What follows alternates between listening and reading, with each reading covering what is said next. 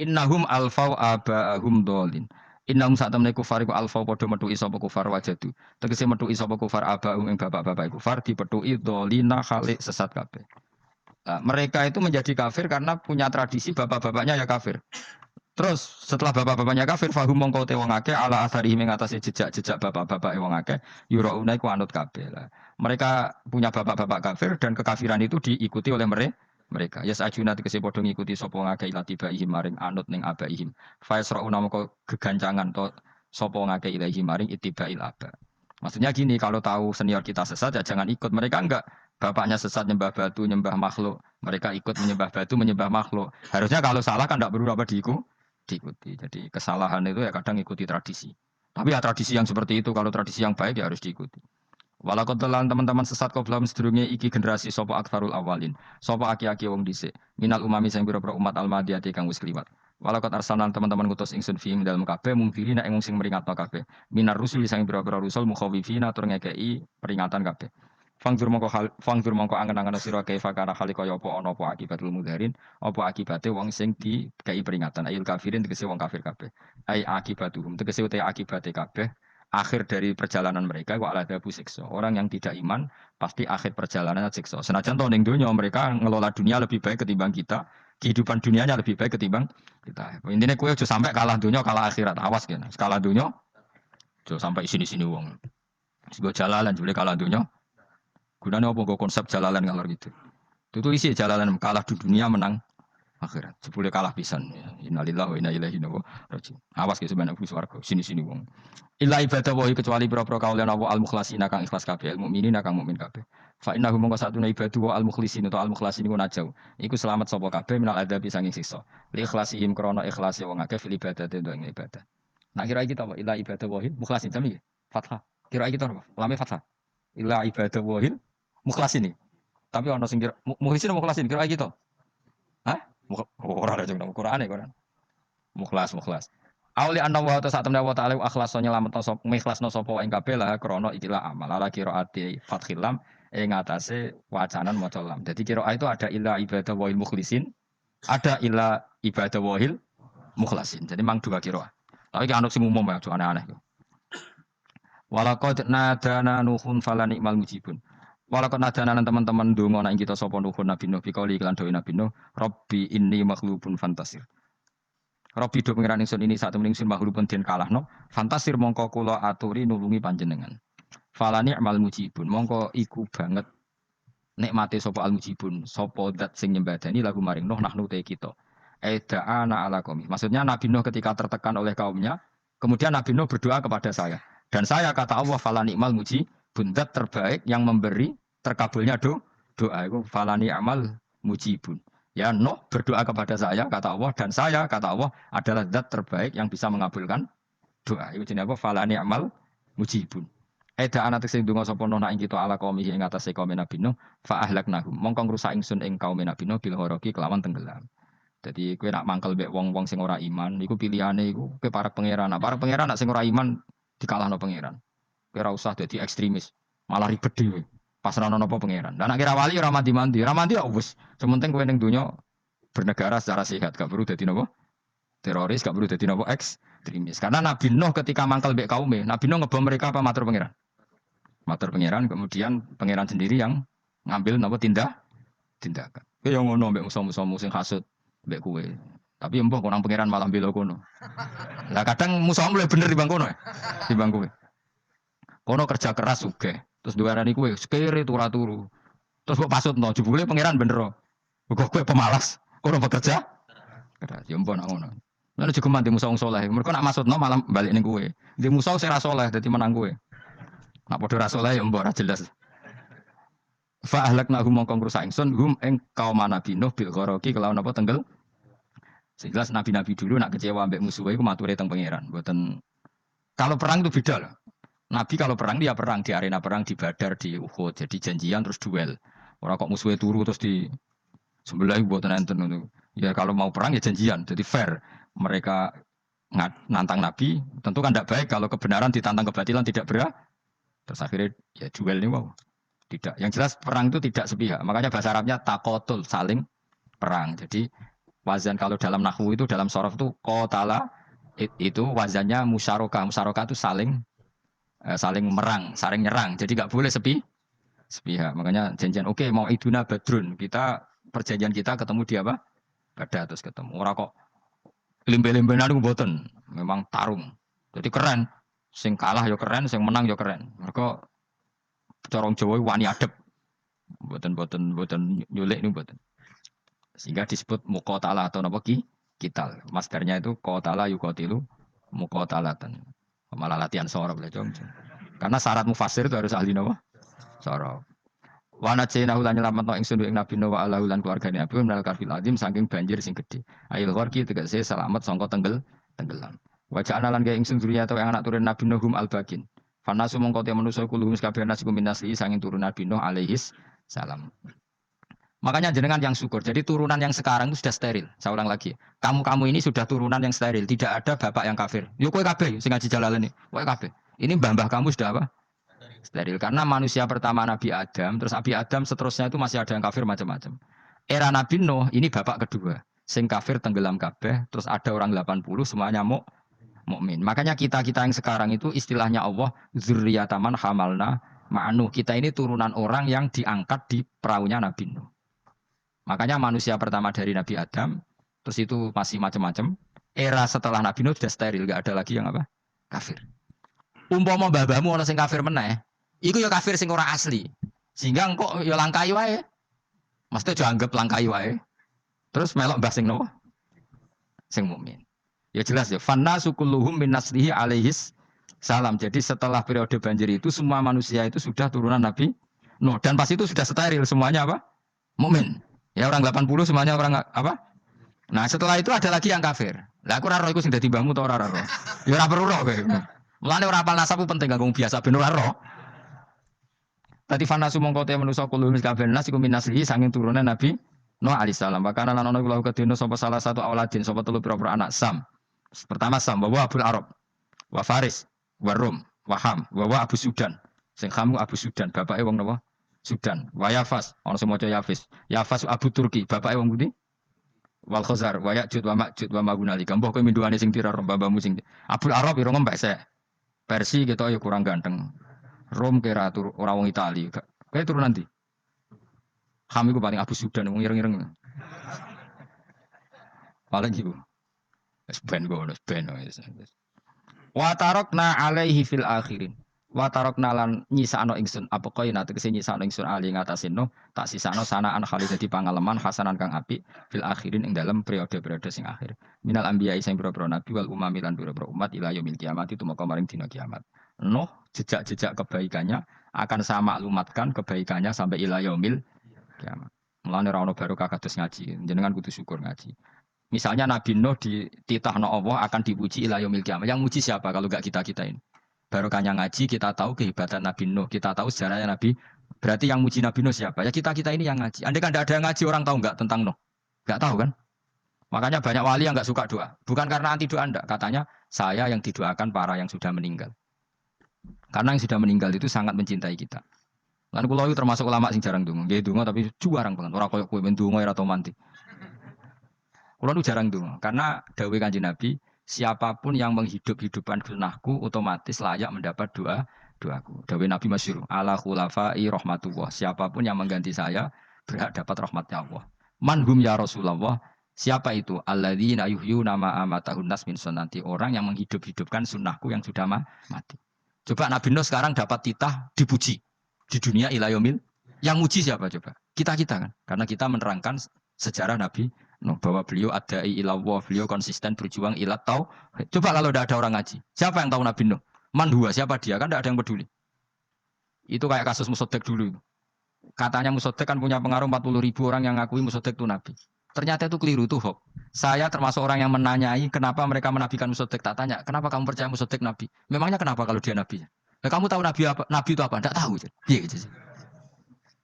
Makanya saya itu menyayangkan ada berita. Sebenarnya yang mereka mengatakan Musoddek Nabi itu tidak tahu Nabi apa itu tidak tahu. Cuma mereka percaya demokrasi. Kalau dia ngaku Nabi susahnya apa sih? Pikirannya itu. Susahnya apa kalau dia Nabi? Lah kamu tahu Nabi apa? Enggak tahu. Repot kan? Itu kan seperti orang pakai nama Ghazali tapi nggak tahu sakralnya Imam Ghazali. Akhirnya ngefly. Jenenge Abdul Qadir Jilani beling ora karuan. Mergo ya ora roh. Ya kok jenenge Mustofa ini. Orang pilihan tapi ya kelakuane ngene iki. Aduh Rukin wong sing tukang istirahat. Dadi manane Mas Rukin wong sing seneng. Mangane turah turu. Dadi saroha maknane istirahat. Nganggo sintasin. Sinta itu tukang istirahat bener bener pemimpin iki. Ya ora apa-apa, donya sepele kan tinggal istirahat. Jadi makanya kan nggak ada ulama yang nggak dicintai para wali yang sudah meninggal karena tadi siapapun yang menghidupkan sunnahku setelah sunnah itu mati maka dapat doaku. Sehingga ulama ya doanya ya biasa aja, nggak usah berlebihan, just dumos. Karena kita yakin dongane Nabi luwih mandi timbang doa kita. Kalau kita menghidupkan sunnahnya Nabi, ngaji maksudnya. Cuma namun di sunnah Rasul gak tahu ngaji. Sunnah Rasul juga ngaji, gue sing karuan. Mesti jelas Nabi itu status pokoknya apa? Pengajar apa? Masyhur itu.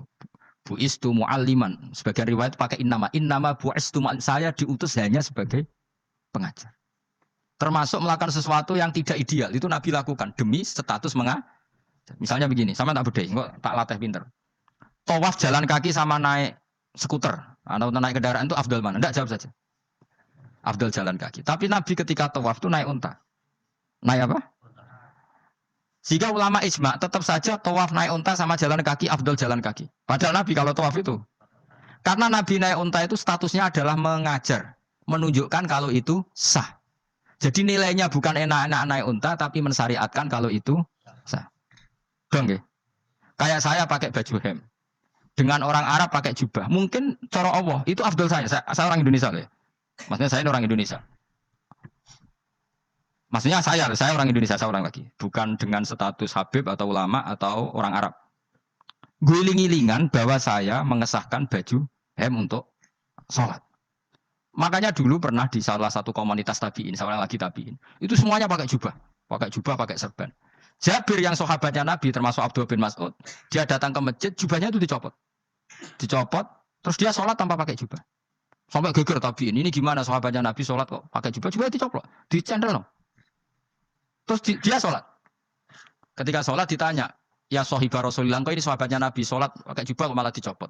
Supaya kalian semua tahu bahwa kita dulu zaman Nabi biasa sholat pakai sarong, terus diikatkan di leher, saking tidak menemukan jubah. Tapi itu menjadi penting supaya orang tahu bahwa syarat sahnya sholat tidak bergantung harus pakai jubah. Meskipun kita sepakat pakai jubah sunat, kita selalu sepakat pakai jubah sunat.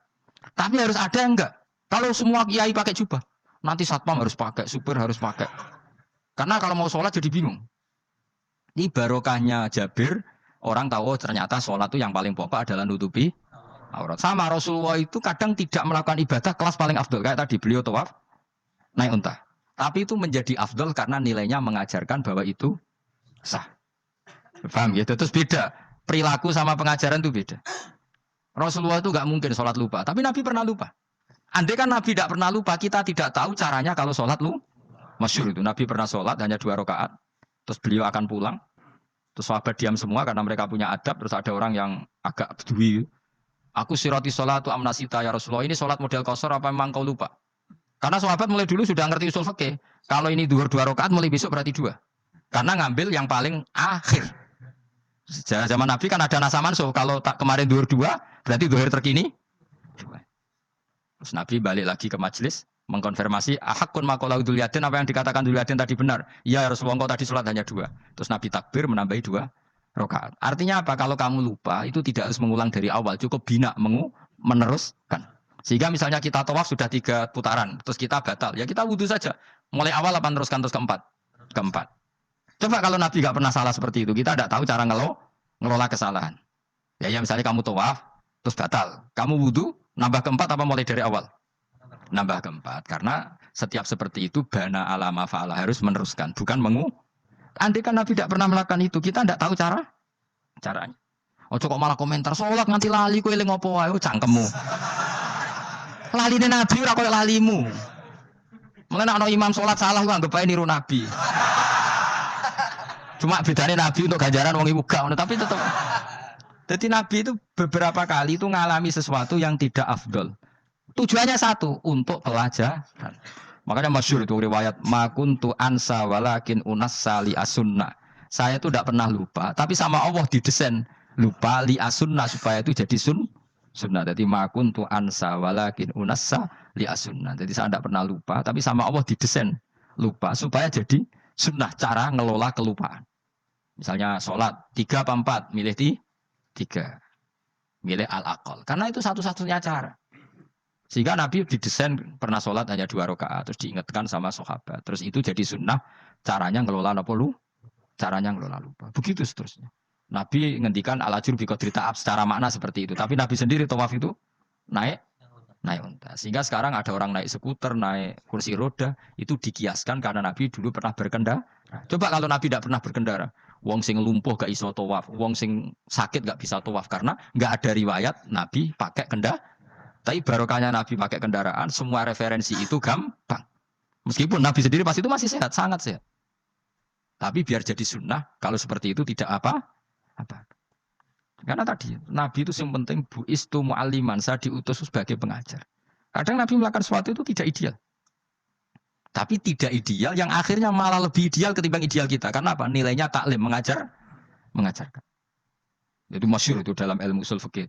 Jadi yang dilakukan Nabi jaiz, biasa-biasa saja atau boleh, itu statusnya bagi Nabi adalah fardhu ain karena liwujubi taklim, karena menjadi kewajiban mengajar. Masyhur itu jadi dalam usul fikih itu. Karena Nabi berkeharusan menjelaskan. Sehingga kamu jangan tanya, apakah yang dilakukan Nabi itu mesti kelas paling utama? Jawabannya ya, misalnya gini. Nabi itu sangat mencintai qiyamul lail. Sangat-sangat mencintai qiyamul lail. Tapi Nabi hari keempat itu sudah gak mau ikut sholat di masjid. Terus ada riwayat, kubu sebelah bilang Nabi baru sholat 2 rakaat terus enggak. Ada yang bilang 8. Macam-macam. Nah, yang jelas orang sepakat riwayat itu, hari keempat Nabi sudah gak sholat di masjid. Dan itu bagus bagi Nabi, meskipun bagi kita enggak bagus. Kenapa? Andai kan Nabi sholat qiyamul lail selalu di masjid dan selalu 20 rakaat atau selalu 8 rakaat, pasti orang ngira itu fardhu ain. Bahwa qiyamul Ramadan harus apa? Di masjid. Dan harus 20 rakaat atau 8. Tapi Nabi dari awal sholat itu tidak konsisten. Kadang 2 rakaat, kadang 4 rakaat, kadang 6 rakaat, kadang 9 rakaat langsung. Tanpa salam. Full langsung salam. Kadang 2 salam, kadang 9 rakaat. Full langsung salam. Akhirnya apa? Imam Syafi'i berkesimpulan, yang namanya tasyahud awal itu sunat. Kamu sekarang sholat duhur, keyakinan kamu tasyahud awal sunat gak menurut mazhab Syafi'i? Sunat kan? Karena Nabi pernah sholat malam 9 rakaat langsung tanpa tahiyat. Salam 1. Nah karena Nabi tidak konsisten juga beberapa kali meninggalkan itu, umatnya tahu kalau tarawih itu sunnah. Sehingga bakul mi ya tetap adol mi, yang tatpam tetap jaga. Dan orang nggak akan mencibir itu karena memang ada yang pulang tarawih, ada yang enggak, dan itu kebanyakan. Yuk barokah Nabi tadi. Loh saya betul, saya itu tidak sombong. Saya itu punya pondok, punya santri banyak. Sampai sekarang saya kadang ya tidak tarawih, ya ora delik biasa. Supaya orang tahu kalau itu mah nggak wajib. Tapi berhubung saya nama kadung apik, ngono ku ya ora dadi jatuhku, aman. Tapi sebenarnya hatiku yo nangis, kangen kalau mbek pangeran. Lu Nabi sangat kangen mbek pangeran, tapi kalau melakukan ibadah secara terbuka semua pasti dikira itu wajib dan itu memberatkan umatnya. Nah, kowe ora usah ngono, kowe ora usah terus niru Nabi, kadang-kadang ora terape niru Nabi. Bolak-balik wong ora ngarah, anut kowe ora ngarah. Mulane traweh wae, nek kowe bareng traweh wae. Kok GR apa ono sing nyoroti perilakumu ora ngarah. Makanya kenangannya Sayyidah Aisyah itu, kenangannya beliau itu, wa'in sama siapa teks hadisnya, ini ada di Sahih Muslim, wa'in kana Rasulullah la yada'ul amal wa yuhibbuhu makhafata ayyufradu alaihim. Sungguh Rasulullah itu sangat mencintai amal, tapi beliau terpaksa meninggal. Jadi Nabi itu sangat merindukan amal, tapi terpaksa beliau meninggalkannya, takut itu dianggap wajib. Misalnya Nabi siwakan. Kebayang nggak kalau kamu bangun tidur nemu bupati, nggak kebayang. Nemuin presiden apalagi nggak kebayang. Lalu kamu bangun tidur langsung sholat, wudhu terus sholat tanpa siwakan, kebayang? Kan tidak kebayang. Jika kata Nabi, umpama saya itu tidak memikirkan umat saya, sikatan itu tak wajibkan setiap orang mau sholat. Wong kita mau ketemu presiden, menteri saja, bangun tidur mesti sikatan dulu baru ketemu. Masa ketemu Allah tidak sikatan? Artinya Nabi itu nggak kebayang, nggak pakai siwak itu nggak kebayang, karena mau sowan pangeran. Padahal lisannya Nabi sudah thayyib, sudah wangi. Tapi Nabi terpaksa kadang-kadang meninggalkan siwakan itu, karena takut nanti dikira wajib. Kayak apa Nabi? Artinya Nabi pas siwakan ya baik karena menunjukkan itu sunnah. Pas tidak juga baik karena ini menjadi pelajaran kalau itu tidak wajib. Lah nek kowe pas ra siwakan mergo dablek ngono lho. Mulane kowe ojo Kan jajal ya kangkang biasa rokokan, bariku ono komat langsung sholat tas wakan. Sing biasa ngaji sore iku lho ora usah contoh adu-adu. Gak kelakuanem lho. Iku perkara niru Nabi ta perkara rasa-rasa aja. Jadi Nabi itu beda. Perilaku apa saja itu jadi teladan, akhirnya jadi referensi. Begitu juga Nabi yang mensunatkan sunat safar, sunat kudum. Tapi Nabi beberapa kali ada sholat. Ada sahabat yang selalu sholat safar. Kalau pergi sholat, kalau datang sholat. Sampai Nabi ya disalahno. Agama ora ngono iku, Cung. Aja nemen-nemen. Wala yusyadza hadatina ahadun ila ghalabu. Sing tenanan nyekeli agama, iku kok mesti kalah. Nak kalah terus bosen. Utawa tukang nyalahno wong liya. Coba kamu kalau gak pernah tahajud, wong turu terus Bu Arani Zaid turu, Ruhin turu. Jajal kita tahajud 2 minggu. Oh kebo itu turu. Lah tahajud 2 minggu ngebok-ngebokno wong kan itu. Mulane salehmu bahaya. Mulane aku seneng saleh pas-pasan ini seneng. Sekali over city mesti cangkemmu elek. Aku sih yakin. Engko serai-rai ini ketara, aku sapal. Jajal kowe sing ngaji aku kon tahajud seminggu roh wong turu. Ngorok pisan. Oh ning donya pisan turu kebo. Padahal lagi rong. Kayak apa kalau kita tahajud setahun? Mana orang yang kayak rezeki kita tahajud itu wis diangan-angan itu kira-kira oh bahaya aja nak tahajud. Tapi aku tetap sunat tahajud, tapi kelakuannya belum dijogo maksudnya. Ya tahajud tampung kritik orang. Nak kowe kuat ngono ya monggo. Tapi nak kira-kira cangkemmu elek satu urip ngene-ngene wis. Ibadah pas-pasan. Wong nggo model hadis Arabi, ya Rasulullah, betul salat itu hanya 5 kali sehari ya. Enggak ada yang lain yang wajib enggak. Demi Allah saya tidak akan menambahi dan tidak akan mengurangi. Pas. Wis wae makom kula wis wong desa niku mau. Daripada nambahi tapi akhirnya kecang. Nek sampean ape ibadah sak ndure kula ki monggo. Itu lebih baik. Wis ra alim ra ibadah kabeh opo. Nah kula kan ketambal ngalim. Kurang ibadah menang alim lan aku ya kurang ibadah menang apa? Menang kasus. Tapi Rasulullah itu tersiksa jelas. Beliau itu kalau enggak ibadah tersiksa. Tapi terpaksa meninggalkan ibadah yang dicintai karena takut dianggap wajib. Kayak apa Rasul? Makanya kenangannya Sayyidah Aisyah, sungguh Rasulullah sangat mencintai sebuah amal, tapi terpaksa meninggalkan karena takut dikira wajib. Dan itu yang akhirnya dipakai Sayyidina Umar radhiyallahu anhu. Beliau tahu kalau Nabi hari ke-4 ke-5 sudah enggak lagi tarawih di masjid. Tapi Umar tetap tarawih sampai akhir Ramadan. Karena tahu Nabi meninggalkan itu hanya untuk menjaga konstitusi supaya enggak dikira wajib, tapi tetap berstatus sunnah. Orang kok terus Nabi ora tarawih, aku yang melok ora tarawih kesuwen anut Nabi. Usul fikih berarti gioblok yakin. Logika usul fikih ra ngono. Nabi harus meninggalkan itu supaya gak dikira wajib, tapi umat ora usah tetap nglakoni sunat. Wong pendak Ramadan nek ora gelem. Tapi ora usah ngritik sing ora nglakoni piye-piye sun. Dadi sing bakul bakso keben sing satpan keben ibadah ora traweh tok. Golek rezeki yo ibadah. Nyenengno bos merah dipecat yo ibadah. Wedi bojo isa-isa yo kekalahan iku ora ibadah iku. Iku ra ibadah tuh apa? Kekalahan dan kenaifan. Dan kenistaan apa? Kenistaan. Ora usah diterusno dan sebagainya.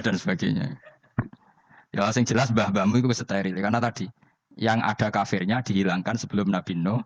Setelah Nabi Nuh semua orang yang di kapal itu iman. Maka orang sekarang itu diistilahkan Allah dalam surat Isra apa? Dzurriyyataman hamalna ma'anu. Kita ini turunan orang yang pernah diangkut di perahunya Nabi.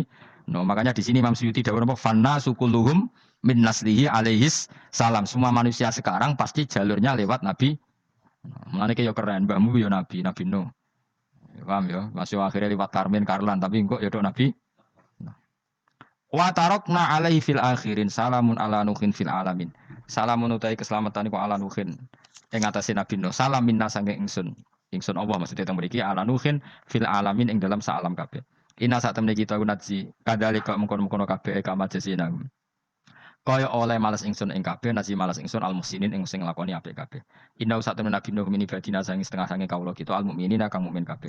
Summa aghraqna mongko lini tenggelamno ingsun al akhirin ing kelompok sing liya. Manane kelompok sing liya kufaro kaumi tegese kaum kafire Nabi Nuh. Jadi walhasil Nabi Nuh iku mbah-mbah kita. Mergo kita setelah Nabi Nuh itu orang sebelum itu mati semua, diikhraq, ditenggelam. Kan terus yang hidup tinggal orang 80, yang orang 80 ini semuanya mukmin. Maka orang sekarang semuanya turunan orang apa?